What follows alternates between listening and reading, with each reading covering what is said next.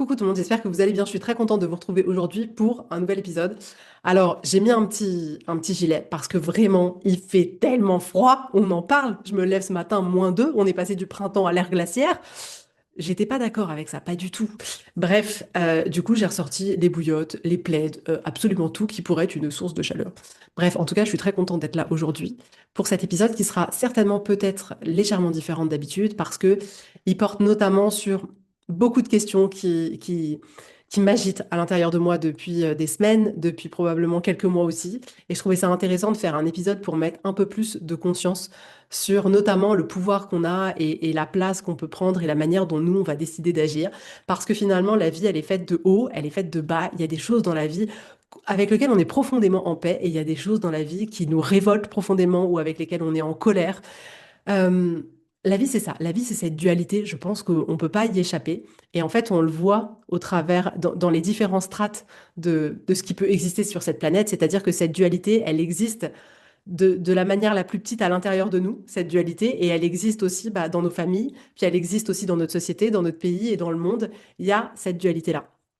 Et ce qui se passe, c'est que quand on est du côté justement qui nous convient le moins, c'est là où on va voir des choses et on va se dire, ouh, je suis pas du tout d'accord avec ça. Ou alors, non, mais ça, c'est pas du tout acceptable. Ou alors, on va vraiment se retrouver dans une situation où on va se dire, non, mais ce truc-là, ça me met profondément en colère. C'est comme s'il y avait quelque chose qu'on voulait pas. On voulait pas, on veut tout simplement que ça change. Il y a comme une part de nous qui disons à l'intérieur de nous, mais genre, mais comment on peut accepter ça? Genre, c'est pas possible, c'est pas normal. Tu vois, il y a un truc de genre, non, en fait, une révolte intérieure de ça devrait pas être comme ça. Donc, je vais te prendre différents sujets justement qui sont du plus petit au plus grand, tu vois, pour qu'on puisse mettre un peu plus d'image sur ce dont je vais parler aujourd'hui. Mais ça peut être, par exemple, même si par exemple tu es un jeune, je sais pas, je sais pas quel est l'âge des personnes qui écoutent ce podcast, mais peut-être que tu es collégien. En même temps, il y a mes enfants qui écoutent, donc tu peux être au collège et te retrouver avec un ami, et ça pourrait être d'ailleurs à l'âge adulte aussi, et tu vois qu'il se comporte mal avec une autre personne, et tu regardes ça de l'extérieur et tu dis, wow, c'est pas possible. Tu vois, il y a pas longtemps, là, j'ai vu une vidéo sur Instagram qui m'a mais tellement peinée. C'était une jeune fille qui était assise dans un parc sur un banc qui avait un masque, genre comme les masques de Covid sur le visage, et qui était complètement rasée parce que ça se voyait qu'elle elle devait être en traitement pour le cancer. Et là, il y a 3 jeunes ou 4 jeunes, je sais plus, qui viennent autour d'elle et qui passent, mais je sais pas combien de temps, juste à se foutre d'elle, à se moquer d'elle, à dire des choses, mais horribles. Et je la voyais là et je me disais, mais comment c'est possible en fait? Tu vois, j'étais révoltée de me dire, mais il y a des gens qui font ça. Tu te dis, je vais aller dans un parc et je vais me moquer et dire des choses terribles à une personne qui est déjà en train de vivre le cancer. Le cancer, je me suis dit, mais dans ma tête, il y a eu un truc de genre, comment c'est possible ça? Tu vois? Ça pourrait être aussi le fait dans la même sphère, parce que tu vois, ça peut être des jeunes, mais ça peut être aussi, comme je te disais, dans le cadre, je sais pas, du travail, où tu vois qu'il y a un collègue qui a un comportement qui est juste, mais pas normal avec toi, avec quelqu'un d'autre. Ça pourrait être aussi le fait tu vois, dans ta vie, tu partages peut-être ta vie avec quelqu'un qui s'adresse à toi peut-être une certaine manière et tu as ce... Wow, mais en fait, de quel droit tu me parles comme ça? Comment c'est possible que tu puisses t'adresser à moi de cette manière-là, tu vois? Ça pourrait être aussi, tu vois, même dans quelque chose de moins, entre guillemets, violent, mais même de regarder ta vie et de voir la relation, par exemple, que tu as avec tes parents et de te dire, en fait, j'ai une relation nulle avec mes parents, tu vois. Et genre, t'es pas d'accord avec ça, tu te dis, c'est trop dommage, en fait, c'est pas ça que je voulais, mais ça me convient pas du tout, il n'y a pas de connexion, il n'y a rien. Ça pourrait être aussi le fait tu vois, là, je vais un peu plus loin, par exemple, dans ma ville. Moi, genre, je suis pas du tout d'accord avec des choix qui se passent dans ma ville. C'est-à-dire que on construit des immeubles qui, pour moi, n'ont pas de charme. C'est des blocs, des cubes. Il y a plus de, tu sais, c'est plus la pierre taillée d'avant. Je dis pas qu'il faut forcément remettre de la pierre, mais du coup, il y a pas, l'immeuble n'est pas dessiné. C'est des toits en tôle pour faire des nouvelles écoles. Enfin, je me dis, mais comment ça va vieillir dans le temps? Il n'y a pas le charme de la région. On n'a pas mis des petites briques rouges. Enfin, tu vois. Et je suis là et je regarde ça et je me dis, mais comment on peut laisser faire ça en fait? Comment on peut laisser construire des choses qui sont si, je trouve pas très jolies, en tout cas, qui harmonisent pas, qui font pas que cette ville, elle soit belle et je suis juste pas d'accord avec ça. Si, tu vois, je remonte au municipal qu'il y a eu il y a pas longtemps, euh, j'ai été tellement choquée et étonnée de pouvoir regarder des informations et de pouvoir avoir accès au fait de dire, ah, il y a tel maire qui a 4 plaintes pour viol et qui a été réélu. Et genre, mon cerveau, il a fait, mais comment c'est possible? Enfin, je pense que je suis sortie d'un monde des bisounours en me disant, non, mais en fait, c'est pas normal. Mais en fait, ça devrait pas être possible. Comment c'est possible que ça se produise? Enfin, comment c'est possible? Juste genre, non. Et il y avait toute une partie de moi qui était là, genre, non, mais attends, ça devrait pas être comme ça, tu vois. Donc ça veut pas dire que j'ai la vérité, mais ça veut dire qu'il y a une partie de moi qui n'était pas du tout d'accord avec le fait de se dire, mince, les personnes qui sont censées représenter notre ville, améliorer notre ville, être à l'image d'une certaine manière, d'une forme de droiture, etc. C'est quelqu'un qui a un casier judiciaire avec 4 agressions pour viol. Je sais pas, ça m'a paru bizarrement pas très normal. Ça pourrait être aussi le fait de, tu vois, quand on voit les guerres qu'il peut y avoir en ce moment et quand tu vois qu'est-ce qui fait que les gens font la guerre à d'autres pays, parfois tu te dis, ok, en fait, c'est juste à décider. Genre, t'étais là ce matin, t'as pris ton café, tu t'es dit, allez, là, aujourd'hui, on attaque tel pays. Mais moi, je suis choquée. Moi, je suis choquée. Je me dis, on envoie des gens à la guerre, on envoie des gens qui vont mourir, qui pensent servir notre pays pour des intérêts. On ne sait pas trop hein, quels sont les intérêts qui sont derrière. Parfois, je me dis, mais moi, j'aimerais bien que les premiers qui soient à la guerre, ce soient ceux qui décident de la faire. Parce que là, on verrait finalement qui a vraiment le courage. C'est tellement facile de dire, allez, viens, on va se battre. Vous vous battez, moi, je reste là. Ah bah oui, ok, d'accord. Peut-être que les décisions, elles seraient pas prises de la même manière. Mais moi, je regarde ça de l'extérieur et je me dis, mais comment on peut laisser faire? Tu vois, il y a un truc de genre, bah non, je sais pas, c'est pas normal. Alors, je ne parle pas, si, j'en parle des dossiers Epstein, où moi je regarde ça, genre je vois l'horreur et je me dis mais ça existe. Alors déjà je pense que mon cerveau il a mis du temps à comprendre que ça existait, il a mis du temps à se rendre compte de l'ampleur de ce dossier-là, de l'ampleur de l'atrocité. Et encore, je connais qu'une partie en fonction de ce qui peut être, entre guillemets, mis dans les informations qu'on peut aller chercher. Et je me dis, OK, donc là, on a des millions de dossiers. Il y a des millions, enfin non, peut-être pas des millions, mais bon, voilà, je suis un peu italienne, vous le savez maintenant. J'exagère, mais tu vois ce que je veux dire. Mais je vais continuer parce que c'est mon énergie. Il y a des millions de noms de personnes. Il y a des photos, il y a toutes les preuves, il y a tout. Et on fait rien. Mais moi, il y a un truc où je me dis, mais non, je comprends pas en fait. Je comprends pas, c'est pas possible. Euh, Qu'est-ce que je pourrais te donner d'autre comme exemple?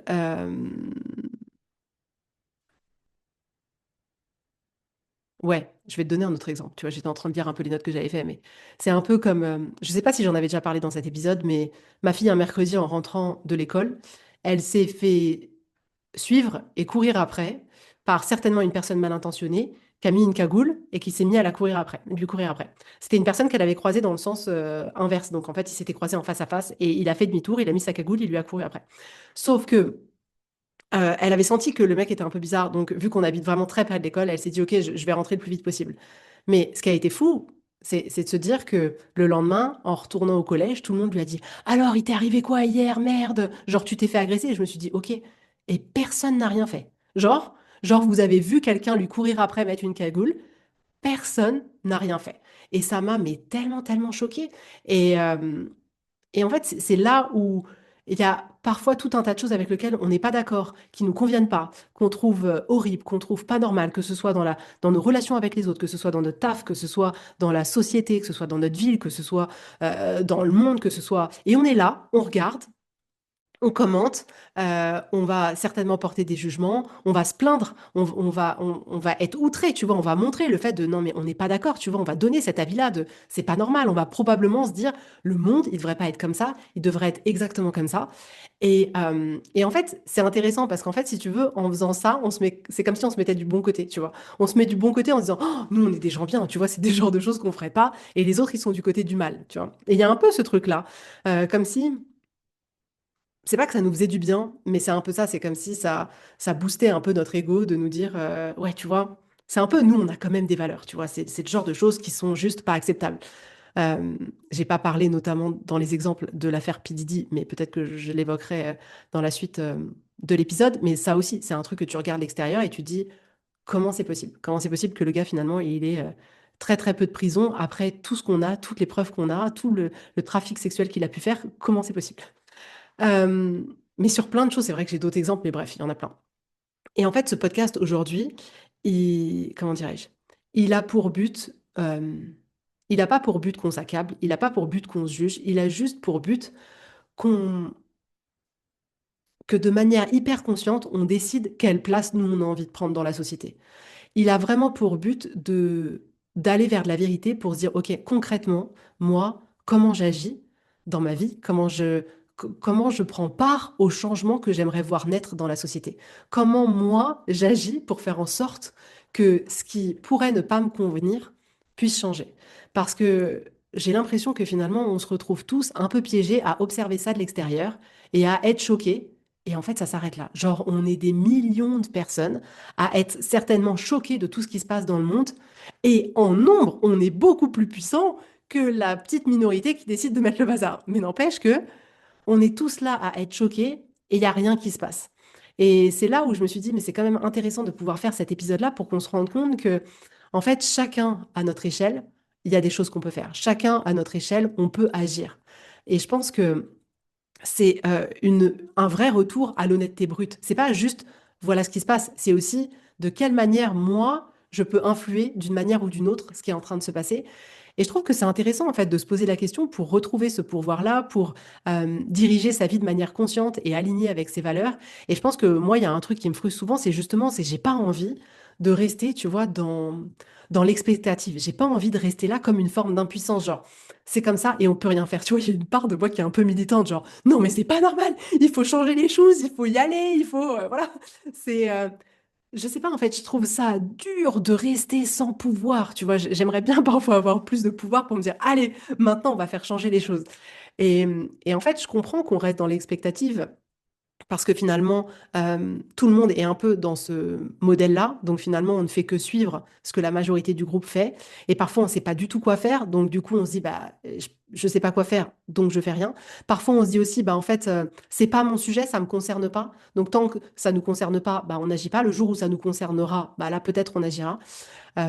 Mais en fait, on a besoin vraiment de se reposer les questions de quelle place nous on prend, quelle énergie on y met et qu'est-ce qu'on fait vraiment. Et du coup, tu vois, aujourd'hui, je voudrais te proposer ne serait-ce que quelques questions pour que tu puisses te remettre au centre de tes valeurs à toi et de la manière dont tu as envie d'influer ou pas influer. Et ça ne veut pas dire que c'est bien d'agir ou c'est pas bien d'agir. C'est pas ça que je veux transmettre aujourd'hui comme message. C'est que ce que je veux transmettre aujourd'hui comme message, c'est que quand il y a des choses qui te conviennent pas, quand il y a des choses qui te outrent, je pense qu'on a tous, d'une manière ou d'une autre, du pouvoir.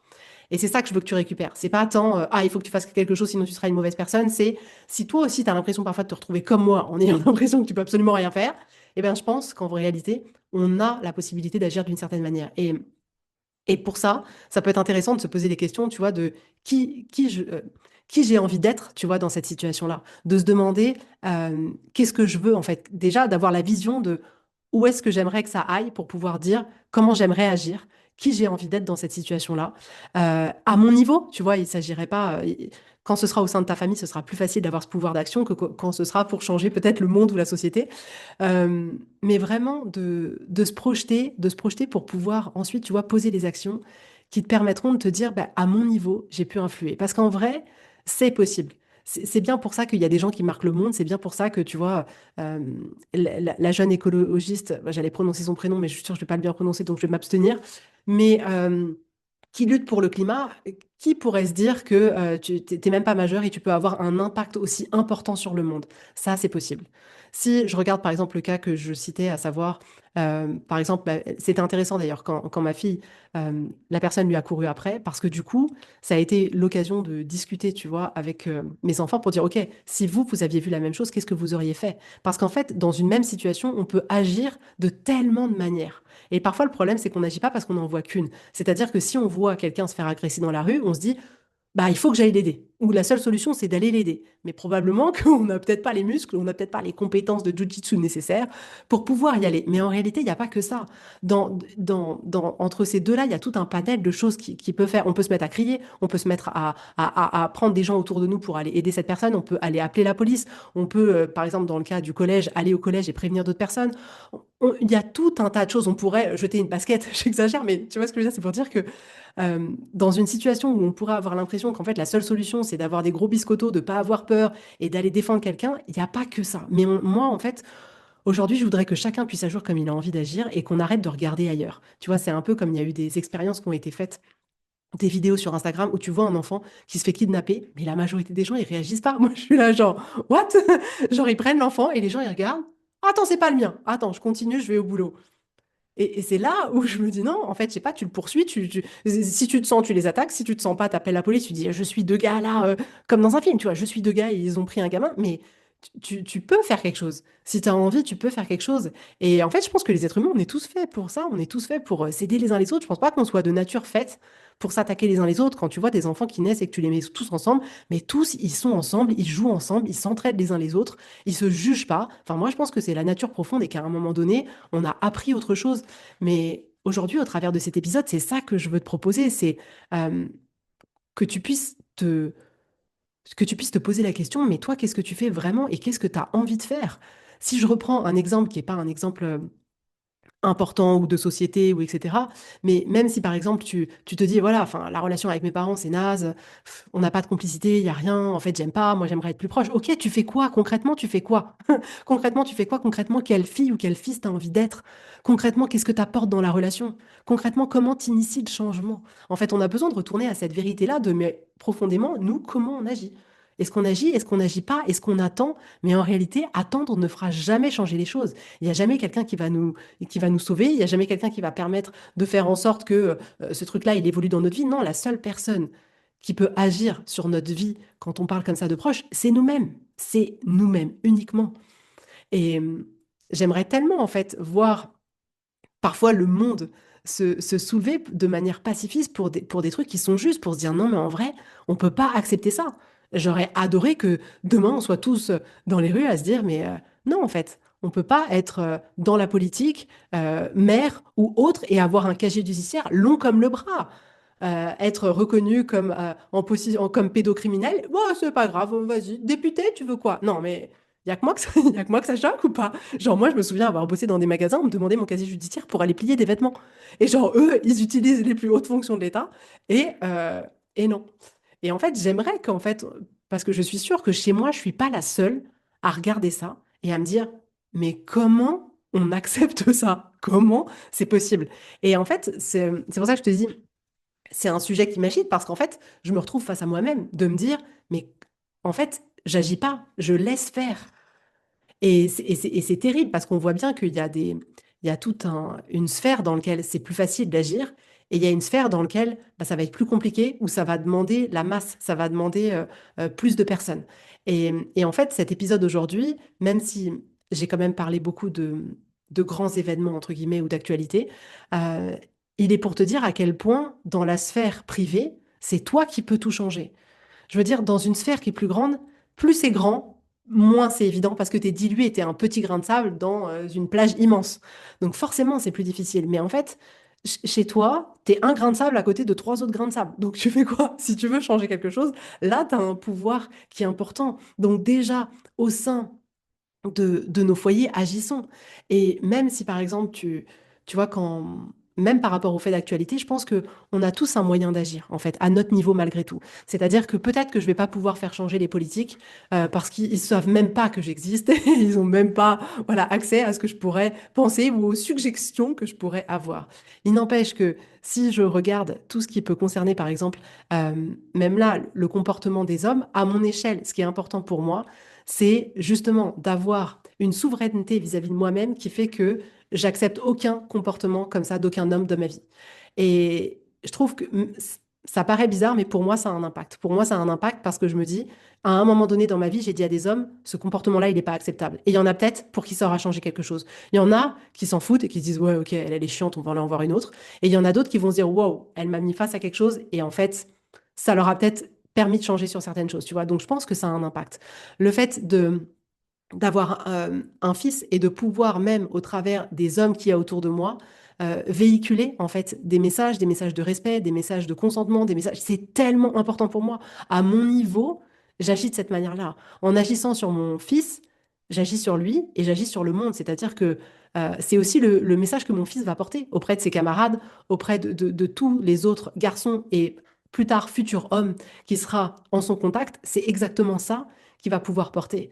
Mon mari a le pouvoir de pouvoir porter ce message-là au travers des personnes qui côtoient de manière proche ou un peu moins proche. Donc, tu vois, même sur des sujets où on pourrait se dire, mais comment il peut se passer ça dans la société aujourd'hui? En vrai, on peut tous y mettre du bon. Je pense qu'on peut tous y mettre une part de bon. Et, euh, Et c'est en ça que je trouve ça chouette, tu vois, de pouvoir remettre plus de conscience là-dessus pour pouvoir se rendre compte que oui, nous aussi, on a le pouvoir de changer les choses. Oui, on a le pouvoir de les influencer. On a le pouvoir d'y mettre du bon. On a le pouvoir d'y mettre ce qu'on aimerait vraiment voir dans la vie. Et ça, c'est entre nos mains et dans notre, comme je te disais tout à l'heure, dans notre cercle le plus proche les changements qu'on peut faire sont juste incroyables. Les changements, et même si je reviens là à toi, les changements que tu peux faire toi, juste pour toi dans ta vie, toi dans la relation à toi-même, c'est immense en fait. Le pouvoir que tu as, il est immense. Je pense que pour avoir été dans cette situation-là bien trop longtemps, je pense qu'on ne devrait pas accepter d'avoir une relation de merde avec soi. Je pense qu'on ne devrait pas accepter d'avoir une vie qui ne nous convient pas du tout. Je pense que c'est notre devoir de nous retrouver, que c'est notre devoir de kiffer notre vie, que tout ça, c'est notre devoir.